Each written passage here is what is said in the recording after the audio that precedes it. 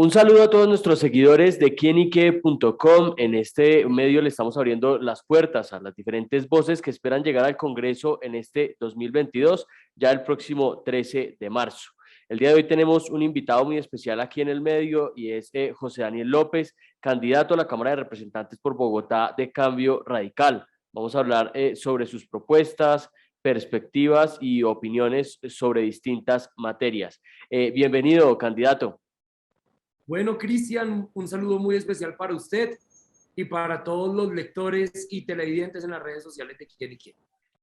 Candidato, ya son 4 años cumplidos en la Cámara de Representantes, a lo mejor con altibajos, triunfos, algún que otro sinsabor. ¿Por qué volver a aspirar a esta corporación? Hombre, Cristian, yo creo que cuando uno aspira a un segundo periodo, lo primero que uno a la ciudadanía le pregunta es, bueno, pero usted ya estuvo, ¿usted qué ha hecho y por qué se merece volver? Yo le quiero contar que yo llevo 3 años y medio en la Cámara de Representantes. 3 años seguidos he sido escogido como el mejor representante a la Cámara de Colombia entre los partidos mayoritarios. En la encuesta de opinión, el panel de opinión que hace todos los años Cifras y Conceptos, hemos aprobado varias reformas muy importantes. Por ejemplo, logramos ampliar la licencia de paternidad en Colombia, logramos que las prácticas y pasantías universitarias valgan como experiencia profesional, logramos la ley del empleo del adulto mayor que le da beneficios tributarios a empresas que contraten a mujeres de más de 57 años u hombres de más de 62 años que no se hayan jubilado. Sacamos adelante con nuestro liderazgo una agenda de reformas para Bogotá sin precedentes. Logramos, por ejemplo, la segunda vuelta para elegir alcalde en equipo con Juan Carlos Lozada. Actualizamos el Estatuto de Bogotá en equipo con Juanita Gubertus y con varias instituciones. Sacamos adelante la región metropolitana Cundinamarca-Bogotá. Así que acá lo que hemos dado es resultados concretos a favor de la ciudad y a favor de la ciudadanía que nos eligió. Esto que menciona es bastante interesante, sobre todo por una cosa, y es de pronto la capacidad para formar mayorías y sacar proyectos adelante. ¿Cómo es, por ejemplo, su capacidad para moverse dentro del Congreso, su relación, por ejemplo, con otros partidos para sacar adelante proyectos? ¿Dónde ha logrado, digamos, encontrar afinidad y espera seguir teniendo esas afinidades también en este próximo periodo? Cristian, a mí me preguntan mucho que yo por qué estoy en Cambio Radical. A mí me gusta ese tema, agarrarlo por los cachos, frenqueado. ¿Por qué estar en Cambio Radical cuando seguramente si yo estuviera en un partido chiquito e independiente, la elección sería mucho más fácil? Pues básicamente porque es en los partidos grandes en donde uno puede inclinar la balanza y hacer la diferencia. Por estar en Cambio Radical, yo logré en el año 2019 que mi bancada de manera mayoritaria se opusiera a las objeciones del presidente Duque a la ley estatutaria de la JEP, que era el primer paso de un plan del uribismo para reformar y hacer trizas el acuerdo de paz. Por estar en un partido mayoritario como Cambio Radical, logré que las mayorías de mi partido se opusieran a la reforma tributaria del exministro Carrasquilla, en donde le ponían IVA absolutamente a todo, hasta incluso los servicios funerarios. Así que yo creo que uno más que estar en el sitio donde sea más popular, uno debe estar en los sitios donde pueda hacer más la diferencia. Candidato, hace poco tuvimos, aprovechando que tiene la camisa con el nombre también del candidato David Luna, hace poco lo tuvimos aquí también en este espacio y nos decía que el bloque de ustedes representaba el cambio dentro de Cambio Radical. ¿Usted coincide con esta premisa? Pues claro, vea, yo creo que los partidos no pueden abandonarse. Es muy bonito imaginarnos la utopía de una democracia sin partidos, pero son los partidos políticos el punto de partida de la democracia en cualquier país del mundo, no solo en Colombia. Y en Colombia, yo no sé qué va a pasar el 13 de marzo, pero le garantizo que los partidos tradicionales, el liberal y el conservador, el partido de la U, el partido Cambio Radical, seguirán siendo los partidos mayoritarios dentro del Congreso. A uno eso le puede gustar o no le puede gustar, pero es un hecho, es una realidad y es lo que la probabilidad indica. En ese orden de ideas, ¿yo qué creo? Yo creo que es muy importante que los partidos sean compuestos por las mejores personas, que las ideas liberales, las ideas progresistas, nuevos enfoques éticos, nuevas concepciones de la política aterricen en los partidos tradicionales. Las decisiones que tomará el Congreso en los próximos 4 años dependerán en gran medida de cambio radical. Y entonces, ¿cómo vamos a tener compuesto este partido? ¿Simplemente por política tradicional, por la reproducción de modelos? ¿O vamos a tener personas que puedan mover el ajedrez y que puedan llevar estos partidos grandes, a veces difíciles de movilizar, hacia las causas correctas? Acá, sin duda, nos lo jugamos por los segundos. Candidato, antes de pasar al bloque de propuestas, me gustaría preguntarle sobre su opinión sobre un tema que además aprovecho la ocasión porque usted hizo parte, digamos, de este anterior periodo que ya se va acabando, y es pues que para nadie es un secreto la relación que tuvo, por ejemplo, el partido o algunos miembros del partido con el llamado, por ejemplo, artículo Mordaza contra la prensa en la ley anticorrupción. Y esto también se lo preguntamos, por ejemplo, al candidato David Luna. ¿Qué reflexión u opinión le merece este episodio como introspectivo de cara al partido, digo yo? Pues hombre, yo lamento mucho que eso haya ocurrido y que haya ocurrido por personas del mismo partido, pero yo no veo en mis copartidarios obligación de silencio. Cuando un copartidario introduce una propuesta que yo no comparto, yo salgo y la enfrento. Yo no hago parte de ninguna clase de pacto de silencio. Cuando se introdujo el artículo de la ley Mordaza en la ley de moralización, en esta ley anticorrupción, yo fui uno de los primeros en denunciarlo. En el diario El Espectador, en distintas emisoras del país, expliqué la inconveniencia de la medida. Me opuse vehementemente a ella, la voté negativa. Yo creo que uno debe ser solidario con la democracia, solidario con las instituciones, no solidario con los copartidarios. Y por fortuna, el hecho de que de los partidos grandes hubiera habido voces en contra de la ley Mordaza es uno de los factores también que explica que haya habido tanta presión como para que el gobierno finalmente se hubiera echado para atrás. Candidato, ya estamos casi que a puertas del cierre de campaña, por no decir que ya se están cerrando todas las campañas y seguramente han sido muchos los recorridos, tanto por Bogotá como por el territorio que ha dado. ¿Cuáles considera que son las principales problemáticas? Pues usted está aspirando por la Cámara por Bogotá, pues las principales problemáticas de los bogotanos. Bueno, yo creo que, digamos, acá tenemos que apostarle a varios temas. Uno, el tema de la dignificación del trabajo. Hoy, una de las mayores quejas de la gente en Bogotá, en especial de los profesionales, es que se gradúan con un esfuerzo enorme, con unos créditos que cobran interés sobre interés del ICETEX, con un escaso acceso a la universidad pública. Y cuando se gradúan, la gente lo que logra conseguir son unos contratos de prestación de servicios que duran 2, 3, 4 meses. A los contratistas de prestación de servicios, Cristian, les exigen cumplir horario, pero no les pagan prestaciones. Cuando se enferman, los ponen a suspender el contrato. Muchas veces los hacen trabajar gratis unas semanas, so pena de no volverlos a vincular. Cuando cambia el gobernante de turno, todos van para afuera. David Luna y yo, David es mi fórmula al Senado, presentaremos una reforma integral a los contratos de prestación de servicios en Colombia, para que en el mediano plazo, al cabo de 5 años, hagamos una transición absoluta, en donde todas esas personas que hoy trabajan de contratistas, pero que en la práctica ejercen como funcionarios, sean formalizados laboralmente por el propio Estado. Pero que haya medidas de alivio mientras llegamos a esa transición. Reconocimiento de vacaciones, reconocimiento de incapacidad, reconocimiento de licencias de maternidad y paternidad. Ahí hay un tema. Segundo tema, que es nacional, pero también distrital. El tema de la seguridad, que a todos los bogotanos nos tiene desesperados. Y ese es un fenómeno de muchas aristas. Pero hay una en especial que depende del Congreso, y es la dificultad para judicializar a quienes son hallados cometiendo delitos menores. Hoy, por ejemplo, yo creo que todos lo hemos vivido, como la policía captura un ladrón en una esquina y al día siguiente vemos al ladrón libre. Eso no es porque el policía lo deje escapar, eso no es porque seamos de mala suerte, eso es porque existe un sistema muy insuficiente de judicialización de los ciudadanos que son capturados cometiendo delitos menores. Le implica a la gente de policía que haya participado en la captura invertir una enorme cantidad de tiempo que interfiere con sus obligaciones. Le implica a la víctima, muchas veces la víctima simplemente le robaron un celular, le robaron una maleta, dedicar horas, procedimientos y esfuerzos jurídicos para avanzar.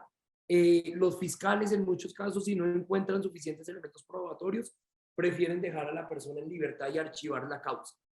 Por esa razón, David Luna y yo estamos impulsando la ley de reincidentes, una ley que busca darle oportunidades a los jóvenes que cometen delitos menores por primera vez, pero castigar con todo el peso de la ley a los que insistan en las conductas de criminalidad callejera. ¿Cómo funciona?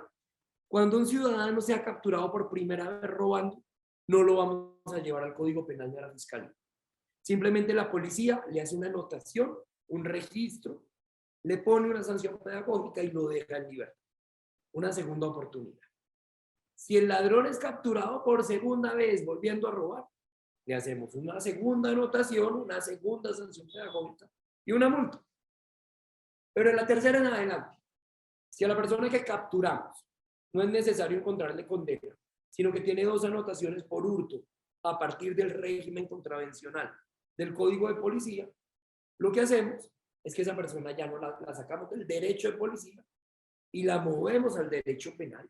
Y en el derecho penal, desde la captura y hasta el juicio, permanece privada de la libertad. Los ladrones profesionales en la cárcel, los primerizos, los que la embarraron, segunda oportunidad, y la ciudadanía disfrutando tranquila de sus bienes y su seguridad. Candidato, esto sin duda nos abre un poquito las puertas para hablar de una de las propuestas más sonadas en este periodo preelectoral y es una reforma a la justicia. Cada quien defiende como su propia perspectiva de este tema. Usted, en su caso, ¿cómo lo ve? ¿La necesitamos? ¿Necesitamos una reforma a la justicia en Colombia? ¿Y qué componentes tendría ya a grandes rasgos que incorporar esta reforma a la justicia en caso de que usted la defienda? Bueno, no, varios elementos. Primero, la justicia hay que modernizarla y hay que digitalizarla. Junto al abogado Francisco Bernate, con gente como Juanita Gubertus, como Gabriel Santos, hemos venido defendiendo la idea de volver la justicia digital, volver permanentes las sesiones en línea, que los expedientes estén siempre disponibles digitalmente. Llegó la modernidad, la pandemia nos arrojó hacia allá, mantengamos esos buenos hábitos y sistematicémoslos. En segundo lugar, la creación del precedente judicial. No puede ser que ante situaciones iguales se produzcan sentencias distintas.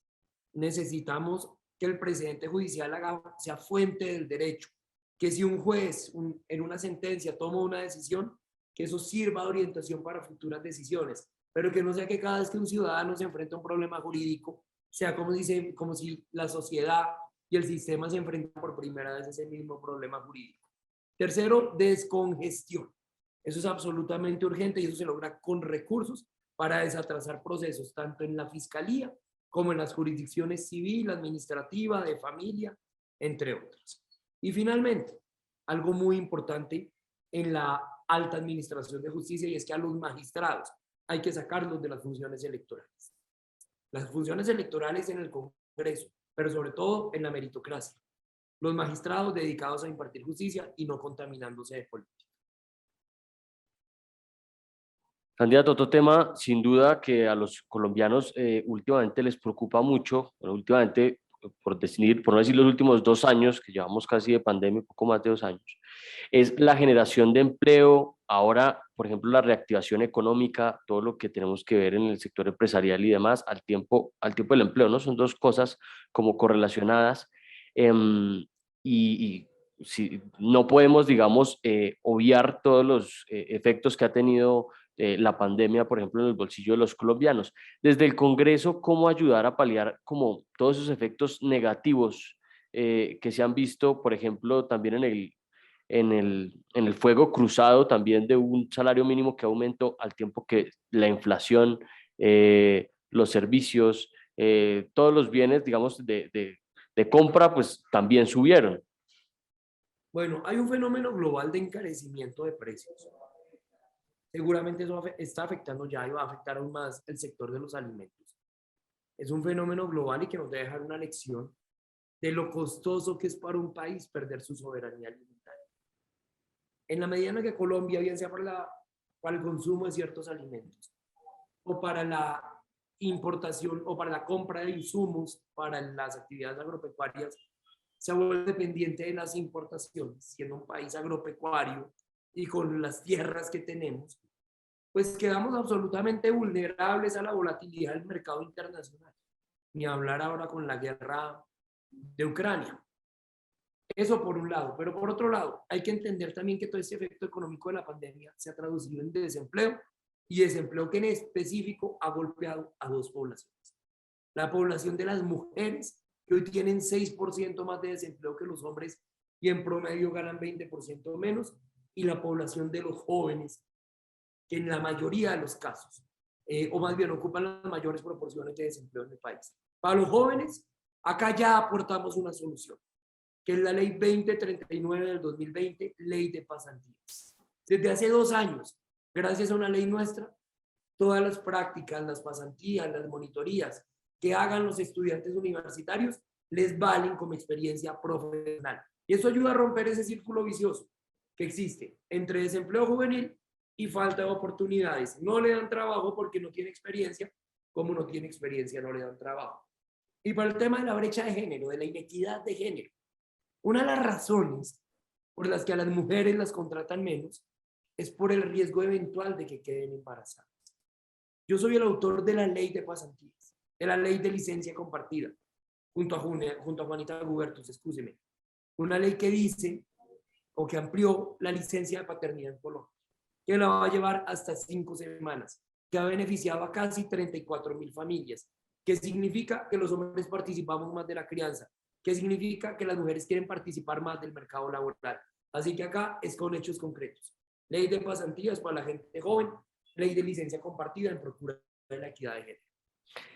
Candidato, vamos a ubicarlo respecto a temas de coyuntura que van a entrar o que ya han entrado en el Congreso y que siguen sonando ahí y que también tienen que ver de pronto con algunos temas relacionados con la Corte Constitucional. Empecemos con uno que, mal que bien, produjo también el estallido social del paro nacional o fue parte digamos, de las causas, que es la reforma tributaria. Colombia necesita una reforma tributaria y en caso de que sí, que, según usted, ¿qué debería considerar esta reforma? Bueno, Colombia claro que necesita una reforma tributaria, no la que propuso Alberto Carrasquilla, cuyo hundimiento lideramos nosotros, entre otras personas. Necesitamos una reforma tributaria estructural, progresiva, en donde de alguna manera logremos simplificar el régimen tributario, eliminar barreras que hoy desincentivan la inversión y ahuyentan la generación de empleo, y en cualquier caso una reforma tributaria que proteja el bolsillo y la capacidad de consumo de las clases medias y de los sectores populares. La reciente decisión de la Corte Constitucional sobre el aborto nos ha dejado como uno de los países más avanzados de la región y del mundo en cuanto a al plazo permitido para la interrupción del embarazo. Y entre otras cosas, esa sentencia exhorta al Congreso a legislar al respecto. Candidato, usted, desde su perspectiva, ¿cómo planea, en el caso de volver al Congreso, enfrentar esta discusión? Bueno, yo le quiero dar mi opinión sobre la sentencia de la Corte Constitucional. Acá hay dos posiciones encontradas, ubicadas de algún modo en polos opuestos. Una es la posición de quienes reivindican a toda costa el derecho de la mujer a disponer de su cuerpo y a decidir sobre su cuerpo. Otro, la posición de quienes se llaman provida, que reivindican de algún modo el carácter sagrado de la vida y la inviolabilidad de la vida en el embrión humano desde el momento mismo de la concepción. Yo me paro en la mitad. Creo que la sentencia no se para en la mitad. Yo creo que un bebé de 6 meses de gestación es un bebé que puede tener vida extrauterina. Y siento que permitir que la decisión de interrupción voluntaria del embarazo se vaya hasta los 6 meses, hasta los 6 meses, pues a lo que lleva de alguna manera, a irnos de ese punto de equilibrio. Yo ¿dónde prefiero estar, Cristian? Yo me sentía cómodo con las 3 causales establecidas en la Corte, o incluso un modelo un poco más avanzado que opera en algunos estados norteamericanos, en donde se permite la interrupción del embarazo sin ninguna causal en los primeros 3 meses, la interrupción con causales entre el 4º y el 6º mes, y se prohíbe la interrupción del embarazo entre el 7º y el 9º mes. O sea que yo creo que en ese propósito necesario buscar el equilibrio, a la Corte Constitucional se le fue un poco la mano. Candidato, la eterna lucha, el eterno debate de la lucha contra la droga, legalizar la droga, enfrentarla, glifosato, no glifosato. Vea, yo creo que ya es tiempo de cambiar el enfoque de la lucha contra las drogas. Colombia es un país que ha ganado todas las batallas de la guerra contra las drogas, pero ha perdido la guerra rotundamente. Le ganamos a la Bonanza Marimbera, le ganamos al cartel de Medellín, le ganamos al cartel de Cali, desmovilizamos a las autodefensas, desmovilizamos a las FARC con un acuerdo de paz, pero hoy las rentas criminales derivadas del negocio de la droga siguen haciendo que la criminalidad regional vuelva imposibles algunas regiones del país. Colombia tiene la autoridad moral, ha puesto los muertos, ha puesto los costos para liderar una conversación global sobre la regulación y la descriminalización de la lucha contra las drogas. Yo creo que es entendiendo las drogas como un problema de salud pública. Yo creo que es introduciendo regímenes de legalización transitorios que vamos a lograr llegar a superar una guerra contra las drogas. El único efecto de la prohibición es que toda la cadena del negocio de la droga genere mayores utilidades y por ende que haya muchas más organizaciones dispuestas a recurrir a la violencia para proteger esos negocios. Lo inteligente para nosotros es pasar de la criminalización a la regulación del negocio de la droga. Hay otro tema que seguro van a volver a tener sobre la mesa en este periodo legislativo que estuvo en el anterior y además fue bastante de agenda, que fue la reducción del receso legislativo, como otras reformas estructurales del Congreso. ¿Usted la apoya o no la apoya? Claro que la apoyé, fui coautor de ese proyecto liderado por Gabriel Santos. Es una vergüenza que los congresistas solo entren a sesionar en marzo, así que es de la Constitución del 91, pero eso no tiene presentación. También he sido uno de los impulsores de las reformas para reducir el salario de los congresistas. Soy un promotor de la idea de acabar con la comisión de acusaciones de la Cámara de Representantes, que como tantas veces se ha dicho es una comisión de absoluciones. Es la hora de que el Congreso se baje de sus privilegios y haga por sí mismo las reformas que la ciudadanía les exige. Entiendo que usted también participó, por ejemplo, en un proyecto de lucha anticorrupción. Seguimos viendo casos, ¿no? Para ejemplo, un botón, lo que sucedió hoy, por ejemplo, con Carlos Matos, que ya cobró la cabeza de dos funcionarios del Estado. ¿Cómo continuar esta lucha? Que parece ser una lucha eterna porque se sacan nuevas leyes, se sacan nuevas normas y sigue apareciendo, como quien dice, echa la ley, echa la trampa. Vea, Cristian, no va a ser a través de leyes que vamos a desterrar la corrupción de Colombia. La corrupción de Colombia se destierra cuando existe un cambio en la conciencia colectiva y en la cultura ciudadana. La corrupción en Colombia empieza cuando uno de nosotros le dice a su hijo que se meta aquel que es chiquito en la fila y se come. La corrupción en Colombia empieza cuando es aceptable sobornar a un policía de tránsito para evitar que a uno le lleven el carro a los patios. La corrupción de Colombia es cultural. Los políticos o los funcionarios corruptos no vinieron de Marte o de Neptuno a invadirnos. Son productos de la misma sociedad. Desde el Congreso hemos hecho cosas. Yo soy ponente de la ley anticorrupción que prohibió que las personas condenadas por corrupción a partir del año 2020 puedan ser tratadas en casa por cárcel o en establecimientos carcelarios. Fui ponente de la ley de moralización, en donde establecemos muchas más obligaciones para el sector privado en términos de compliance, en términos de debidas diligencias, en términos de controles administrativos y de responsabilidad administrativa, si a partir de esas empresas existen hechos de corrupción. Pero vuelve y juega, esto mejora las sanciones, mejora medidas preventivas, pero no va a ser la ley, sino la cultura la que va a lograr transformar en el largo plazo o desterrar de Colombia este cáncer de la corrupción.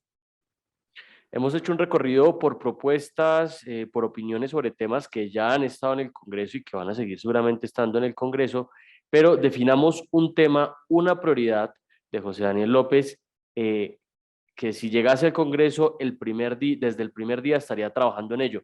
¿Cuál es esa necesidad, bien sea de los bogotanos o de los colombianos, que va a ser prioridad desde el primer día? Bueno, sin duda, la reforma a los contratos de prestación de servicios en Colombia.